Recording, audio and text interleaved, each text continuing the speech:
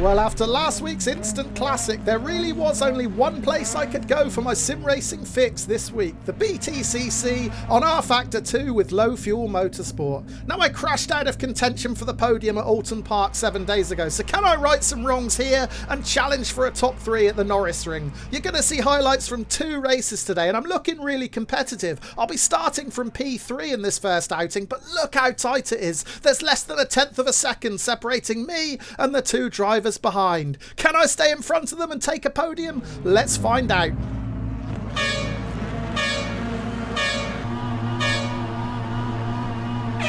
And it's go! Big trouble on the front row for Rich Weatherall, though. He had a disastrous start from P2. But look at the BMW. What a launch Malachi Joyner got. He started alongside me on row 2, but he's now leading the race into turn 1. We're trapped on the inside, so it's going to be a slow route through this first corner for me, and as a result we've lost 2 more positions to Safonsruk and Chris Shepherd. And if we're not careful, we may drop further back because we've got Phil Ragg and Ian Bruce both having a look up the inside into this right-hander. We're just far enough in front to slam the door shut, and as things start to settle down, we find ourselves in 5th position, so we've dropped 2 places from where we started on this opening lap. Fantastic start from the 2 BMW drivers in front of me, though. Malachi Joyner has gone from 4th to 2nd, and Chris Shepherd has climbed from 8th to 4th. Meanwhile, further ahead, it looks like the pole sitter Loris Corral is already beginning to check out. He was a good 0.3 of a second quicker than anyone else on track during qualifying. Meanwhile, we've got the run on Shepherd here. We pull alongside. We're going to be too wide into T1, but Shepherd's going to have the advantage of that inside line. I'm going to be forced to hang it out wide, but not as wide as Malachi Joyner, and all of a sudden, I've got 2 BMWs side by side in front of me. So Safonsruk has made his way up into 2nd position, Joyner down to 3rd, Shepherd all over him in 4th, and I'm keeping pace with them in 5th. Meanwhile, there's no sign on the leaderboard of Rich Weatherall, who started P2. So let's go back and check out the replay to see what happened to him. Cast your eye to the front of the grid. Weatherall's on the right, and it did look like he rolled forward before the lights went green, but then he had a terrible getaway. I wonder if he's had some sort of technical difficulty there. Certainly no technical difficulties for Malachi Joyner. What a start that was in the BMW. He surged to the front of the pack into T1. Meanwhile, I'm tight in on that inside line, and I get passed by 2 cars around the outside. So that's dropped me down to 5th position, and it could have got worse. Keep your eye on the 2 drivers behind me, Phil Ragg and Ian Bruce, both having a look up the inside into this right-hander, but I hold them off. Back to the live action at the start of lap 3, and we're still all over Chris Shepherd, but we just haven't got the power to pull alongside him, even with P2P. However, Shepherd is going to lock up into T1. That's going to send him in really deep. As a result, we take a later entry to try and pull alongside on exit, but we just haven't got the power to challenge, and we've got to tuck back in behind that BMW. And we're going to jump forward to turn 1 at the start of the next lap, because this does look like the best opportunity I'm going to have to get by Shepherd. I'm reeling him in once again down the start-finish straight. He's defending, so I move over to the right once again. It's going to be tight. We're almost squeezed against the barrier. Once again, I'm trying the later entry to get on the gas a bit earlier, but once again, I just can't get it done. Will it be 3rd time lucky on lap 5? Because at the end of lap 4, I'm closer to Shepherd than I've ever been coming through this final corner. We actually stick our nose up the inside because Shepherd's a bit wide there. We haven't quite got the pace to get alongside him, but we're a lot closer this time than we were on previous attempts. So with push to pass, we should be able to pull alongside him a little bit earlier. Once again, Shepherd taking the defensive line. He's not letting us move up the inside, so we've got to try and run it around the outside. We're not going to be able to do that, so I try the later entry once again. This time it looks like it might have worked. We're half a car length ahead of Shepherd, but it needs to be more than that. It needs to be a full car length if we're going to get into this right-hander ahead of him, and it is. We've got the job done. We're up into 4th position. And yeah, it's always so satisfying when you finally make a pass that you've worked so hard to set up over 2 or 3 laps. I had a couple of attempts at this move on previous laps and it didn't quite come off, but thankfully the 3rd time was a charm. That later entry, getting on the gas earlier, worked a treat. We pull alongside the BMW driver and finally get past him before this right-hander.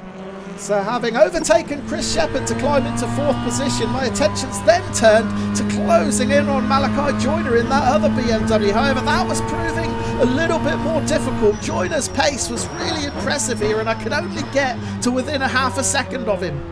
Now we're on lap 9 now, so we're only at 1/3 race distance. There's still plenty of time to go, but look how quick Joyner is out of that corner. He stretched the advantage up to 0.8 of a second now. Meanwhile, behind, Chris Shepherd is still breathing down my neck. He is within 0.6 of a second, and he's going to be considerably closer now because I mess up my line completely through that section. I get a little nudge from Shepherd behind. And we saw at Oulton Park last week how easily I got rattled with a little bit of contact from behind. Unfortunately, it's going to have the same effect here because I completely fluffed my lines going into the final corner. I missed my braking point, I'm out too wide, and Shepherd gets back past. Shepherd up to 4th, I'm down to 5th, but I've got the opportunity to strike right back here with P2P. We pull alongside Shepherd. We're half a car length ahead of Shepherd, so we may get this 4th position back before we reach T1. Shepherd's committed to that inside line, so we're going to have to try and get him on exit, but we're nowhere near. Shepherd up to 4th, we're down to 5th. Well, as the race wore on, I was finding it increasingly difficult to keep up with these guys in front, and by lap 14, they'd opened up a 2-second advantage. I did get a sniff of hope through the final corner there when Malachi Joyner made a big mistake, but that's all it was, a sniff. By lap 18, normal service had resumed. Joyner in 4th is now 2 seconds clear again, and I'm getting a bit lonely. Yellow flags are out though. Have we lost a driver in front? I'm unsighted into turn 1, so I don't quite know what's waiting for me. It's a back marker, Rich Weatherall, who's in the barrier, and unfortunately I was a little bit spooked by that yellow flag, and we've lost another position. Fabio Gill in the Ford Focus capitalises to take 5th, and that puts me down to 6th. Now we're on lap 18, so we do still have 10 laps of this race to go. However, I'm not feeling particularly optimistic that I'm going to be able to challenge Gill to snatch that 5th position back. My mid to late race pace is dipping here. Just look at the gap to Chris Shepherd in 3rd and Malachi Joyner in 4th. It's now 4.5 seconds to Shepherd and nearly 3 seconds to Joyner. So maybe they were doing a better job of managing their tyres through the early stages of this race, because my fronts are certainly on fire at the moment. The front right in particular is struggling. And even with P2P, we're not getting anywhere near Fabio Gill at the moment, so we're going to be relying on him making a mistake, and he's done just that into T1. He locked up the brakes, ran in really hot, so we're going to go back to our old trusty move of trying the switchback, but look at the difference in power. He's got much more pace coming out of the turn, and we just can't make the pass. And unfortunately, that was pretty much it for my race. Over the final 9 laps, Gill was able to open up a little bit of a gap, and I ended up bringing it home in a fairly lonely 6th position. But even though it's a drop of 3 places from where I started, I'm still really happy with a top 6 finish here, and my fastest lap in the race, a 54.4, was more than competitive enough to challenge for 2nd position, which eventually was taken by Chris Shepherd.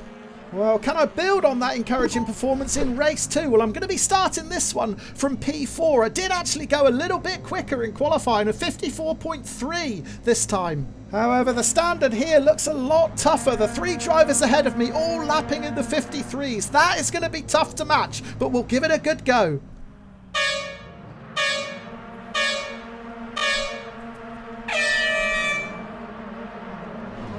Well, I thought I'd got a pretty decent launch off the line there as the lights went green, but that gear shift from 1st into 2nd has really bogged down my Corolla. As a result, I think we might get a bit beaten up on the charge to T1 here. We've got several cars on our inside, and we're going to lose a couple of positions here by hanging it out wide. Rich Weatherall has gone past. Javi Lujan has gone past. We're down into 6th position. However, it could have been a lot worse from the look of the carnage in the rearview mirror as I exited T1 there. Several drivers did not make it through. So we're right on the tail of Rich Weatherall in that other Toyota. A much better start for Weatherall this time compared to his getaway in race 1. And it's really interesting to see all the different lines on display through this section. Every driver with their own preferred route to avoid those brutal bumps in the middle of the track. But we're through the final turn then to end lap 1. We're looking good in 6th position. So let's go back and check out a replay of turn 1, because as I said at the time, I saw several cars come to grief in my rearview mirror. Let's see what happened.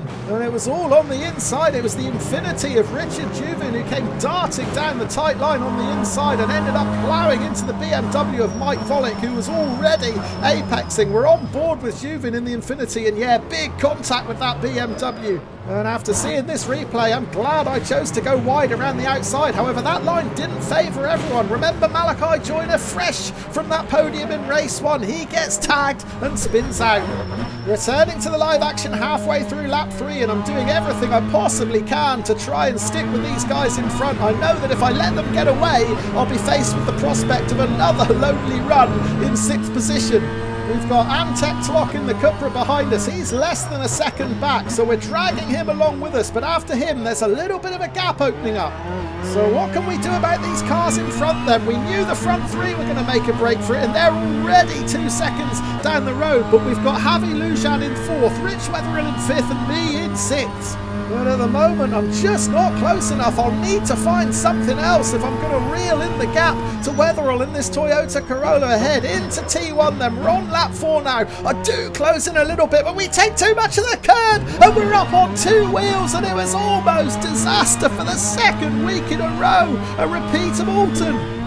Yeah, last week I managed to survive a 2-wheeled scare, and this one was an even bigger fright. Incredibly, we didn't even lose a position because Anton Top behind had nowhere to go. We're riding on board with Top now. Look, he runs into the back of me actually. He may have helped save me there. Right, deep breath, let's calm down and regain our composure. We're halfway through lap 5, and as a result of that mistake, Wetherill has been able to make a break for it, but he's clobbered the wall there. Wetherill's in trouble. It looked like a pretty big hit, so if Wetherill has picked up damage from that contact, that may give us the opportunity to reel him back in and challenge for this 5th position. Yeah, look how quickly we close in on him through this final turn. In the rearview mirror, it looks like we're dragging Antec Tlock and Philippe Schlegel along as well, but for now we've got to focus on this Corolla in front, and look how quickly we're closing him in now. We're using P2P, and we're going to breeze past Wetherill. So yeah, Wetherill must be carrying damage from that hit on the wall.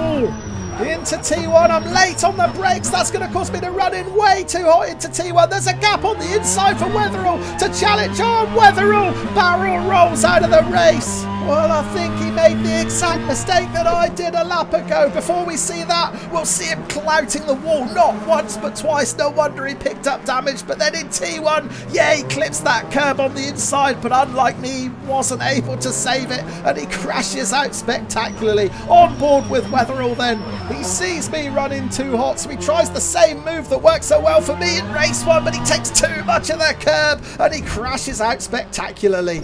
Well, thankfully things did settle down a little bit. By the halfway point of the race, I had opened up a little bit of a gap over the 2 cars behind. We're rejoining the live action on lap 13 because there's a fireball to the left. That was Nicholas Gunzenhauser, who was in 3rd position. Gunzenhauser in the Vauxhall at the side of the track in flames. And it looks like he just blew his engine on the approach to T1, downshifting too aggressively. End of lap 15 then, and I'm beginning to experience the exact same problem that I had in race 1. My mid to late race pace is really beginning to suffer now. Philippe Schlegel in the Honda behind has taken about 1 second out of me over the previous 3 laps, and he's going to get a golden opportunity to pass now because I was in a right mess through the final turn. I rubbed the barrier on exit as well, and we're going to have no answer to Schlegel here.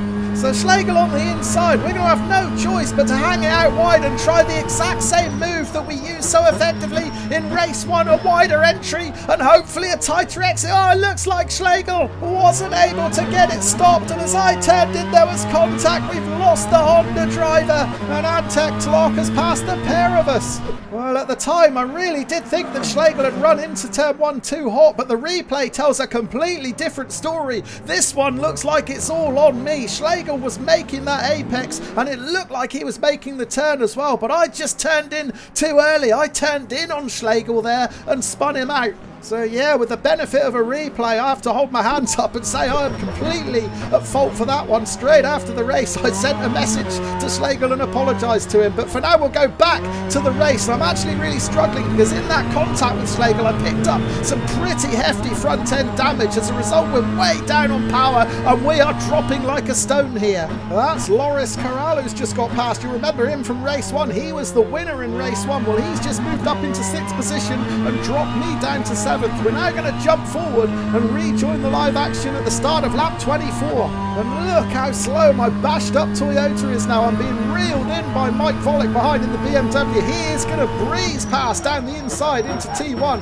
Now I'm going to be extra careful here turning in. I don't want a repeat of the incident from earlier in the race with Schlegel, and actually we might get the switch back and be able to grab this position back, but no, we're just too down on power. We've got no answer to that BMW and we have to tuck in behind Valek. So fast forwarding now towards the end of lap 25. We've got 3 more laps left after this, and it certainly looks like 7th position is going to be the very best that I can hope for here. The 3 cars in front are battling very closely, so there is a slight chance that one or more of them may come to grief, and that is exactly what happens. Look to the left. That is Loris Corral in the Hyundai returning to the track, and he looks well down on pace, so he must have had an unwanted rendezvous with the barrier as well. Here's the replay. That's Corral in front, and he's defending 4th position from Antec Tlok here when there's contact around this kink onto the final straight.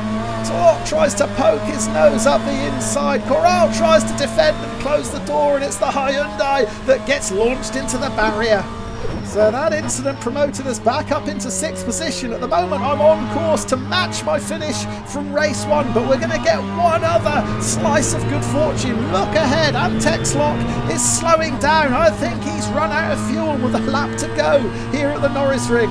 And we cruise past him up into 5th position, and that is where we will stay. We bring it home to take the checkered flag and claim a top 5 in race 2. So all in all, a great afternoon's work. We've claimed a 6th and a 5th in our 2 BTCC outings. Our race pace in this one wasn't quite on it compared to race 1, but we did run with damage for quite a lot of the race. And on the subject of that damage, I do feel extremely bad for Philippe Schlegel. The replay showed that it was all on me, so once again, all I can do is apologise, Philippe. I'm very, very sorry. And I'd also love to hear what you guys thought of that incident. What was your take on it? Let me know in the comments below. I mean, I couldn't believe how different it looked from my live cockpit view compared to the replay view. But that's why it's so important to always check the TV cam replays before jumping to any conclusions about an incident in a race. Sometimes it can look very different afterwards. But that's it from BTCC and rFactor 2 for this week. Thank you ever so much for watching, and I look forward to seeing you on the grid again very, very soon. Cheers.